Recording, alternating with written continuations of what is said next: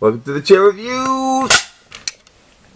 Hello guys, hello, and welcome to the bank holiday special of the Chair Reviews. Greetings! I'm still pretty drunk from the night before. This might be a little bit slapdash and maybe hard to understand for some of you, but I'm hoping that I can do this. This is almost a visual effect. Honestly, I've got no wine. This is bloody port. And it's pretty early on in the afternoon. That's quite bloody nice there, isn't it? Nice, nicer than last week's wine. So anyway, right, let's just go right into it, as I always say. Let's do some fucking reviews. So the first one I'm going to talk about, I'm going to do DVD Love Films this week. Love Film, sponsored by Love Film. So the first one I saw, there's stuff on me, is The Conspirator. And this is a film about it's about the John Wilkes Booth assassination of Abraham Lincoln in 18 whatever. And it's about the trial of Mary Surratt, played in this instance by Robin Wright Penn, last seen talking penises, or fish penises, in the Congress. But it's Robin, oh sorry, she's not Robin Wright Penn anymore, she's just Robin Wright. Penn's fucked off, hasn't he? But she's played by her, and she was a boarding house owner under the roof of whom John Wilkes Booth and his conspirators planned to assassinate the president in the theatre in Washington, I think it was. So she is a bit of a stern old cow, and they want to hang her. It being that the Confederacy have lost and the Union have won, and they kind of want to get it over and done with. But she's going to be tried by a military court led by Colin Meaney, and she is going to be... She deserves a defence, doesn't she? She deserves a defence. Everyone does. It's in the fucking Constitution. So James McAvoy, although he doesn't want to, because he's a big unionist soldier, and he doesn't want to defend her much, but he says, oh, I'll bloody do it, urged on by his kind of mentor, he's a lawyer, his mentor, Tom Wilkinson. Listen to the cast here. We've got Colin Meaney, James McAvoy, Tom Wilkinson. There's a senator who's against the whole thing, which is played by Kevin Kline. And, so he's urged on to defend her. And it's a lost cause, really, because everybody wants her hanged. Everybody wants her hanged. And it's a lost cause. And it's a legal drama set in the 18 whatevers.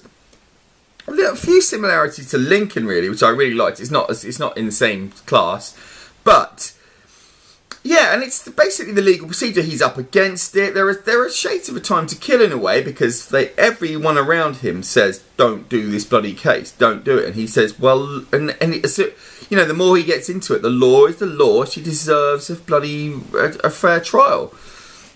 Which it doesn't seem that she's getting. The cast is excellent. As I said, James McAvoy, Tom Wilkinson, Kevin Kline. And then it was really funny because it's very ably directed. It's nicely done. Just old school, really. And then it wasn't until the end, and I saw the director, and it's Robert Redford. And yeah, he is an accomplished director, and he is very, very good. It's not quiz show class or anything like that, but it's a fine film. It's very well put together. It tells you a lot about the Lincoln assassination, and things that I didn't know. It's joy. I enjoyed it a lot. Let's just go to it. We're doing a throne for that one. We're doing a throne for The Conspirator. That was out last year. That's 2000. Oh, it might be this year, 2015 in this country. Very new. Right, let's go on. God, I'm going on. What am I talking about? Oh, yeah. Okay. Right, sorry. Little bit of a hint there to what I think about the thing. The next film is called The Future. Now, on IMDb, this is marked as 2011. I definitely... I can't remember where... Sorry, that's water. Sorry. I need to rehydrate as well. Yummy breakfast porch. So, yeah, the future. Now, this is a project, and it's a project from Miranda Julie, and so it's written and directed by her. And she is she's a quirky performance artist gal, very New Yorky, I think. It's weird that she does Los Angeles stuff. But with a sort of afro, and I first saw her in a film called You and Me and Everyone We Know, which also stars John Hawkes. Now, I think part of the secret to that film was John Hawkes, because he's gone on to, he's an indie darling. He's an indie darling, like Britt Marling, who is also very good. But he has gone on to be, he was in Maisie Marlene. He was the head psycho in that. And he's very, very good. He's not in this, and as I say, I think that was one of the secrets of that film, which was very quirky and very nice and decent and worth your attention. This film is called The Future, and it's about a couple. It's worth saying that in Me, You and You and Everyone We Know, Miranda Julie played a quirky performance artist. In this film, she plays a quirky performance artist, or she's a dance teacher, but she's pretty much a performance artist. She spends a lot of the time doing, like, dances. Let's get onto that later. Yeah, so it's about a couple who, they're going to adopt a cat that's meant to live for 6 months, and then it's revealed to them that the cat might live for 5 years, and they start talking about their lives in terms of, well, they're going to run out of stuff, that they're basically dead. So they quit work and they say, here's a month of doing whatever we like. And I quite like the guy. He's a bit of an ineffectual twerp, to be honest. And she is a quirky performance artist, and I found her, particularly in this film, I found her annoying. This looks like vanity projects, really. But anyway, they have this month off, and they do whatever they want. And you think, oh, wow, what are they going to do? They don't bloody do much, do they? She wants to do 30 dances, and she hardly does any. She's doing performance stuff in front of the camera. He goes off and joins an ecological society and tries to sell trees to people door to door. And then they have relationship issues. Oh yeah, no, there's a conceit that he can stop time, and that he's in a house at one time. There are a couple of good scenes, but I do mean a couple, really. Where he's talking to some old guy, and he suddenly thinks, oh, actually, I think this old guy's me in the future, and he's got some of the same furniture that he has, and that's really interesting. And there's a thing where, he thinks he can stop time. And there's a conceit around that where it looks like he may have stopped time, and when you catch up with them, like, time has elapsed. And that's quite interesting, but those two scenes are about it. I found my patience waning a little bit. I found my patience with her very thin. She's kind of annoying. She has this style that is... Oh, Christ. She moves at like 0.1 miles an hour. It's just... Yeah, I find her a little bit affected, a little bit annoying. It's very much a project film. I can't recommend it. It's a low chair though. I didn't hate it. There are interesting aspects to it. I didn't hate it. It's a low chair for, what do I call it? The future. Not the whole future, but this film. The future. It's a low chair. There are no babies here. No babies. No babies. So that's that. That's the future. Right. That's the Love Films done. This port is actually quite nice. Bloody hell. Now I'm going on to the cinema, and I saw on Friday, on the day it came out, look at me going for the fucking movies for you guys. I went to see Tomorrowland. Oh yeah, I'm sorry, apologies for anyone who might have wanted me to review Pitch Perfect 2. I saw the original, it's fine. I saw the crowd going into Pitch Perfect 2. They're all 14-year-old girls, and I just would have felt too much of a twat. So I didn't see that one, and I wasn't, I didn't think the first one was that good. But anyway, apology accepted on your behalf. But I went to see Tomorrowland, the latest Disney blockbuster. which stars newcomer Britt Robertson as a girl who finds a pin that seems to transport her to somewhere in the future. Oh, well, let's say a bit more about her character. She's an optimistic kind of a scientist. She sort of spends her time derailing attempts to dismantle the NASA platform in Cape Canaveral. And, I mean, straight away that captures my heart. And she turns around at one scene and she just looks up at the stars. And you've just got me. You've got me at dismantling the Cape Canaveral platforms. In brackets, hello.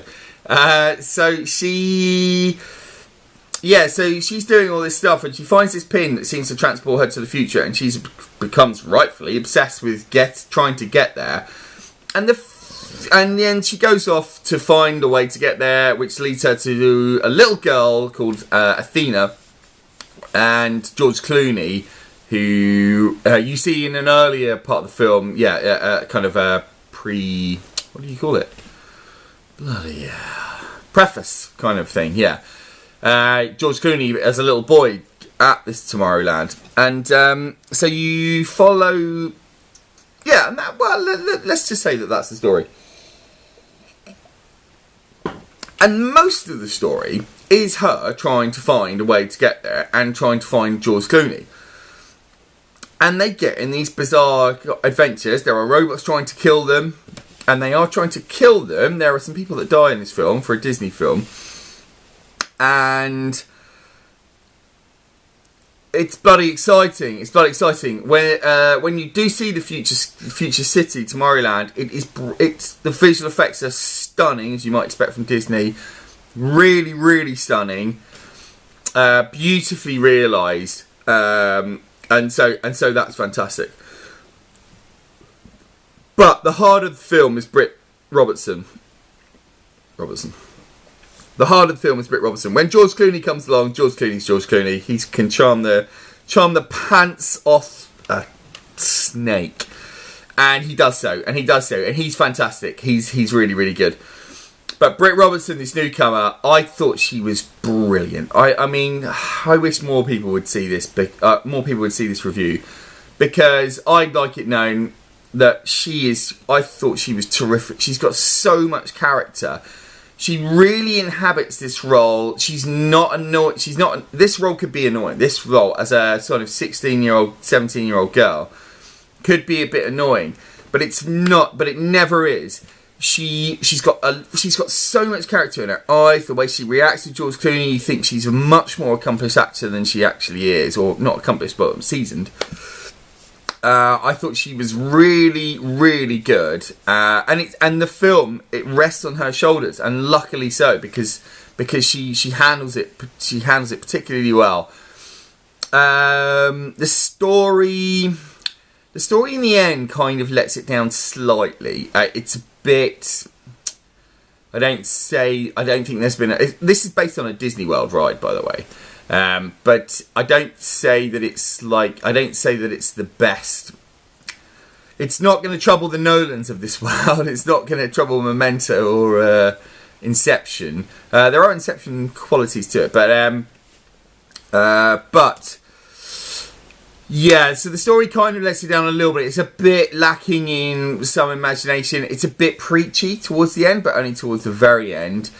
But it didn't really hamper it for me. I thoroughly enjoyed it. And when that's the thing about this bloody film, it takes its time. It's like an 80s film. I thought it really harked back to that tradition of Back to the Future or the Goonies, where you take time with these people before stuff happens, and the stuff that happens doesn't interfere. It's not clouding. The little girl's very good, actually, playing Athena. She's got this kind of weird English thing. Well, she's doing an English accent. I assume she is English.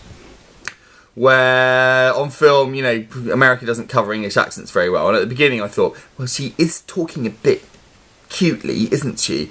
But by the end it becomes endearing, and it actually works. I fucking loved it. I had a really, really good time. It was an old-fashioned family movie, and it's bloody Disney. You have to take your hat off to them. Oh, you have to drink some water. You have to take your hat off to them for being the masters at this. I went to see it on the opening day. It was at 5:30, which is pretty much the best time to go and see a film because most people are having tea. But it was a bit empty, and I worry about the demographic marks for this because it's a science fiction film that stars a 17-year-old gal. If you're a 17-year-old boy, I would say she's pretty nice, but yeah, I'm worried that enough people won't see it. But it's a family movie. Hopefully over the weekend it's picked up. I thought it was terrific over this bank holiday. I really, really enjoyed it. I thought the story let it down to a significant effect. So it was almost a 1, but it is a fucking 2. It's a 2 because I just... the spirit of the thing was so genuine and so... And her performance was so good. It's a 2. It's a 2. Absolutely wonderful. Lovely, lovely. Go and see it. It's the classic from the attic in your face, outer space. Kind of embarrassing, wasn't it?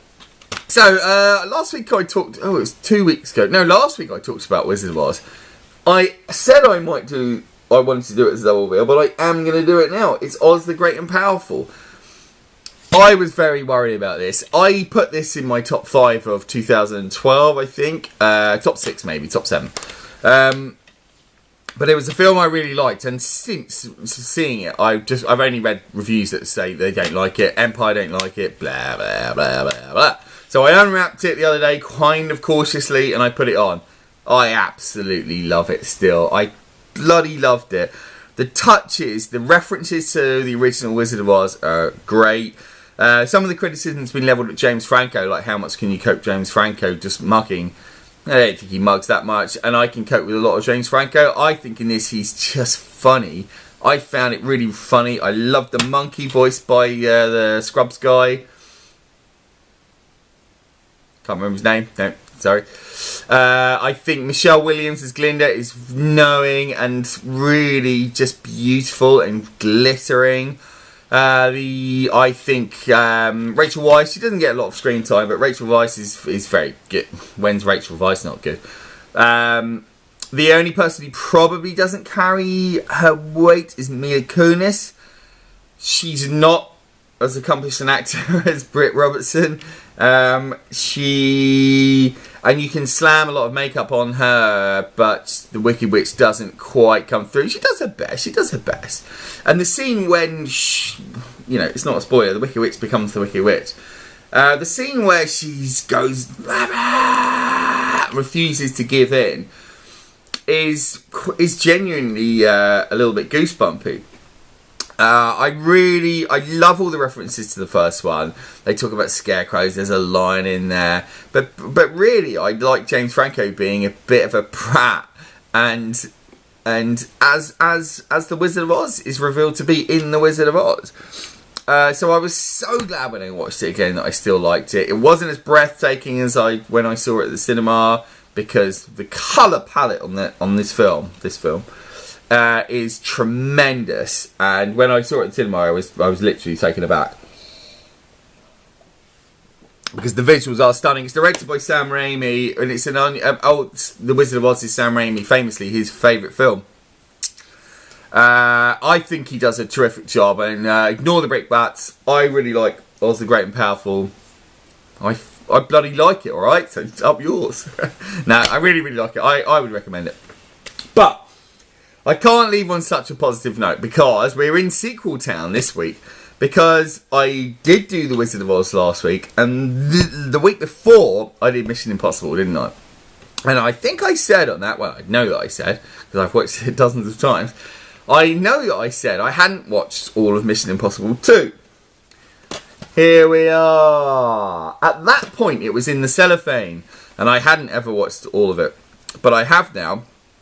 So here's the antidote. What a fucking load of shit. This is shit. It's just shit.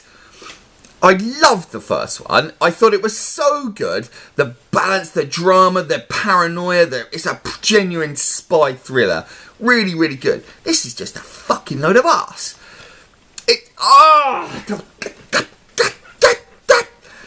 I don't even know how to...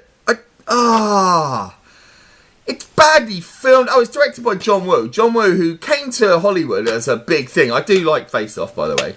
But he came to Hollywood as a big thing as this Hong Kong action director. He's bravely turned his tail and fled, as they say in the Holy Grail. Every camera angle is wrong. The effects are pretty bad. The script is awful by Robert Towne, who did the first one and did Chinatown as well. And this is the end of his fucking career. It's shit. I'm gonna get the Bel Air phone in your system by that time. What sort of a line is that? It's fucking shit. The bike stuff shit. The action stuff shit. It's in my fucking... But it's not going to be anymore. And that's it, broken. It's just shit. I do like the third one. And I like Ghost Protocol. Oh, I didn't mention that Tomorrowland is directed by Brad Bird, who did Ghost Protocol, Mission Impossible, Ghost Protocol, and The Incredibles. I think that's a good resume. With that film, I think it's really good. Not that one, John Woo. Not that one. Let's...